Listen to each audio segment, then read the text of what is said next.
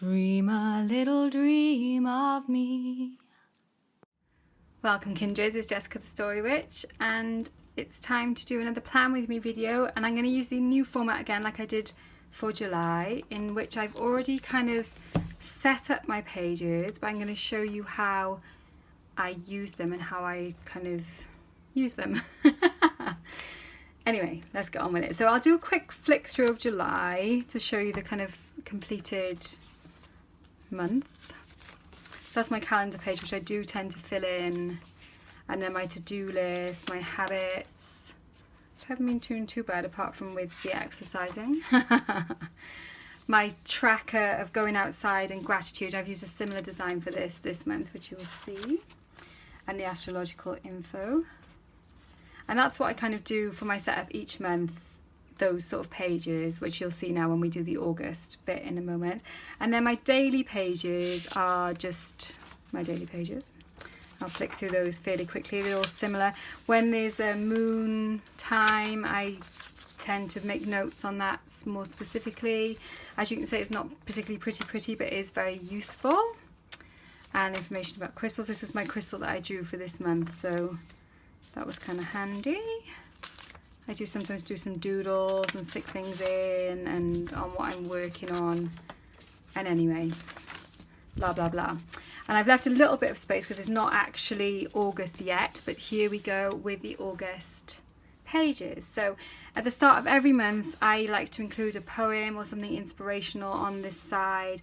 And then I just make a kind of simple cover page, I guess, for the month. And I tend to use like a little bit of collage and stickers and make it kind of simple anyway. I do quite want a white gel pen, which I don't have, just to do a few highlights and stuff. So I probably will go in and add a few little bits and bobs to these afterwards, but I just wanted to give the gist, and hopefully this will be useful for you to use for your planning. And then August, this is my calendar, which I do use to actually write in what is going on different days. And I do use different symbols. I use a triangle for an event, and I use a bullet point for something that I need to do on that particular day. I've kind of gone with like a leafy, greeny, although it's looking kind of orangey under the light there, but they're not. They're green, different shades of green leaves for August. No particular reason other than I was just kind of fancying something a bit more chilled, really, a bit more minimal. I'm really happy with how this spread turned out. Each month I choose a deck, a card and a stone, which you'll know if you've been watching these videos for a little while. And I also have a focus for the month. Last month my deck was the Green Witch Tarot. I say last month, I'm still in July, so I've still got a few days left of using this deck. And my card of the month was the Battle Wagon, which is the Chariot card, and that's been a really interesting card for me this month. I have really felt it was a kind of progress and a kind of high creativity type time. And my stone this month was Creedite. Sorry, it's very loud downstairs, and so I just pause it for a second. So yeah, my stone was Creedite, and I did acquire myself a little bit of Creedite to work with, and I found that went so well with the Battle Wagon. It has really felt like a month for manifesting and growth, and I'm feeling really positive and really, yeah, it's been really cool. So pop back there for a moment. And then my focus, because I'd pulled those cards and decks, my focus for last month, for July, for this month that I'm still in actually at the moment, was creativity and manifestation. So yeah, I'm telling you this because I'm going to do the same thing now for August. And I think I'll use this to write them in. So the deck I'm going to use for this month, the tarot deck, is the Wild Unknown, which I've had for quite a while now. I bought this as soon as it went mass market, pretty much. And I really love it. And I'm hoping this deck will be... Ooh, doesn't want to come out. So yeah, I'm going to be working with this deck for August. I like to revisit decks like this sometimes if I haven't been using them. I haven't shuffled this. I can see like fair wodge of the deck is upside down at the moment. Or it's all upside down. That's okay. Okay, cool. So this is my deck. So I'm going to write that in.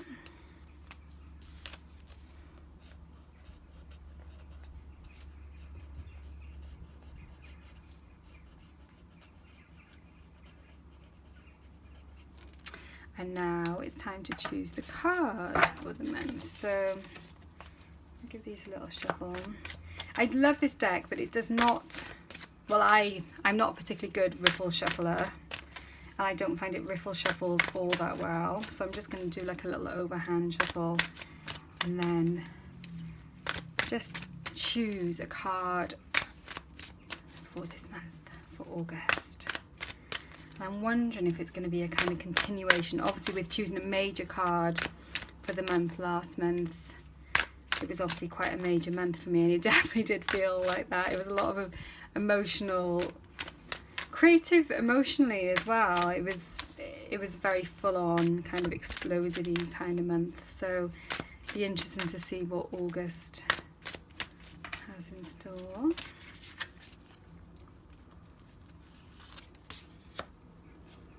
Okay, and we have the 10 of Wands. Very, very dark card. So let's write that in.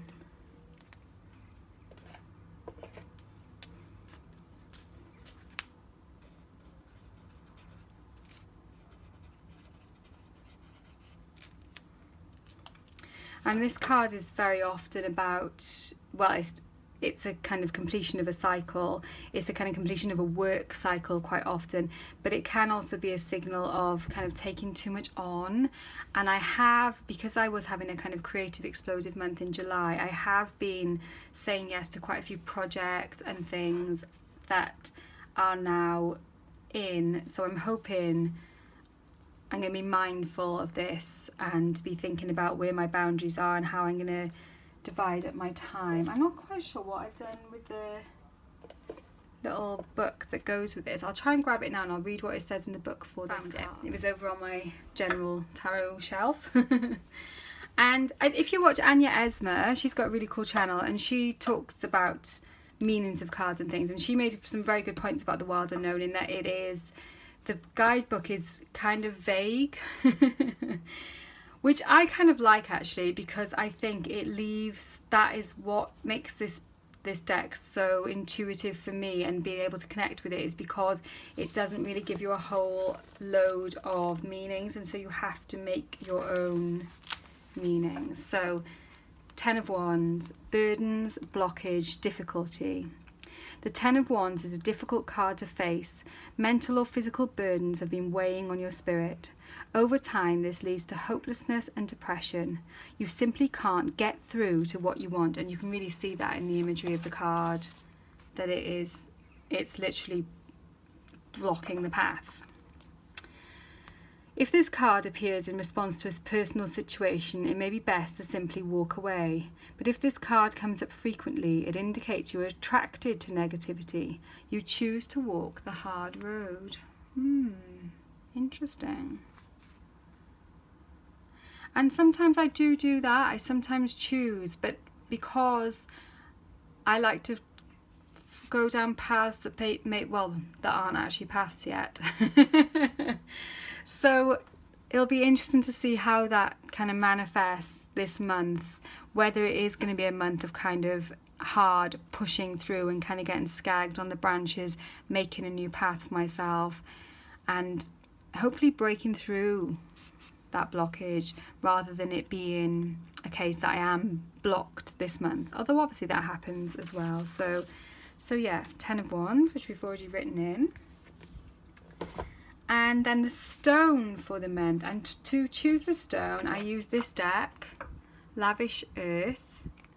This is a crystal affirmation deck, and it has more cards than any of the other crystal decks that I've come across, which was one of the reasons why I really liked it. And although it is ending up being quite expensive when I am buying some of the crystals, if they're the more obscure ones that I don't actually have. Okay, so which stone will I be working with for this month? Hopefully something that is to do with removing blockages, because perhaps that is what it's looking like. And obviously with choosing the wild unknown as well, it might be unknown blockages that are going to come up in August. Shadow work perhaps, potentially. Ooh, I've got a few things jumping out, but there's too many things to make it a relevant jumper, so I'm going to just pop them back in. I tend to only take notice of jumpers if they are jump out, you know, and face up, land on the thing. Okay, prehnite. Oh, this is going to be a nice antidote, hopefully, to this card. So, prehnite, the stone of unconditional love. There is a peaceful, sedate energy in prehnite, a limitless pool of calm. Use prehnite as a stone of the heart, as all paths lead to cultivating an ability, affinity, and aspiration for a life of unconditional love. Interesting talking about paths as well, when we were talking about blocked paths there. Unconditional love has no limits. It carries within it complete freedom. When you give your love, your time, your wisdom without counting the cost, you are living a life unbound. Green corresponds to the heart chakra. Use green prehnite to clear and align and free the heart and emotions. And I'm already feeling like these are a really good pair with each other. And I think I do have some prehnite. Unless I've given that to somebody, I'll have to have a little rummage through my crystals and see. And it says unconditional love, freedom, universal love. And around the edge is always a little quote. My lifetime listens to yours. And so it's that kind of connectedness of us all. So that is a very interesting combination of energies for this month. And I'm feeling like it's going to be about unconditional love for myself, particularly when I'm feeling blocked. So I'll ponder over the focus a little bit like I did last month, and I'll write it in once I've got a little bit more of a clear grasp on it. But I'm definitely feeling like it's going to be to do with removing blockages, and those blockages may well be to do with my own love of myself, if that makes sense. So let me write that stone in, prehnite.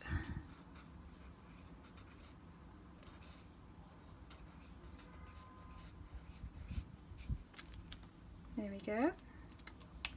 And obviously I will be filling in these dates with things that are going on, but I didn't feel that was kind of necessary now for the purposes of this video. So what comes next?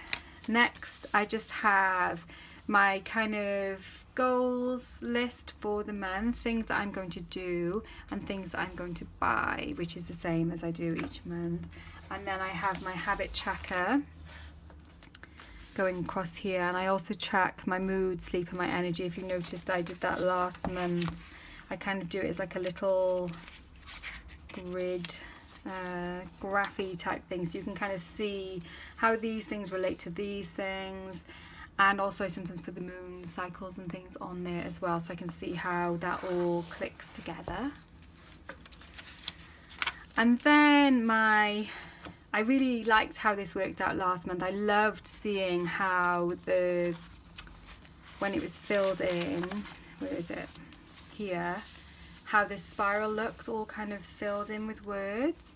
So I'm going to do the same thing, except I've used the green and the darker grey, and I went outside, and so these are the things, and I've got like the days written on here, so I've got spaces for writing in each of these places, and I'm grateful for, and I will write in each of those places. And then the astrological information about August. We're still in eclipse season at the moment, so still lots of stuff going on. Hopefully should settle down a little bit after the eclipse on the 11th. And then, oops, sorry, knocking the camera. Then this is like my daily setup. I just do the day and the date, and I've been using these gorgeous stamps to kind of divide up, which my friend Matilda, my lovely friend Matilda, bought me for my birthday, and that is these. I'm not so neat with them really, but I still quite like the kind of effect that it has of just kind of dividing up the page. And on the side column I have the moon information. I do a daily draw card each day and I write it in here, and I also track that in my tarot tracker. And then I usually write a little menu section of what I'm going to eat that day, so I can get things organised as far as that goes, and then a little today, and I have my to-do list I'll just show you one like that, you know, of what I've got to do that day. And then the notes is just notes of things, observations from the day, sometimes to do with how my card is related with the events of the day. I tend to do that in the evening. Each evening I set up the pages for the following day. Obviously I've set this one up now in advance. We're only on the 26th when I'm filming this now of July, so obviously there's a few days left, so this is kind of in ahead of myself, but I wanted to make sure I got the video up so that if anybody wanted to use some of these ideas for their journal for August, for your journal for August, then obviously feel free to do so. I'll try and put the links for everything that I've used down below. I tend to use, these were the pens that I've used. I use this Faber-Castell Pitt artist pen. I quite like these pens. I've got a couple of sets of those, and the Tombows that I always use quite a bit. I use this lovely bit crystal for the green as well, and my favourite pens for just doing the regular writing are these Muji, the 0.38, so they're very fine nib Muji pens, because there's not very big spaces a lot of the time, especially when you're filling your calendar and things like that. So those are kind of my pens of choice, and those are my cards for the month.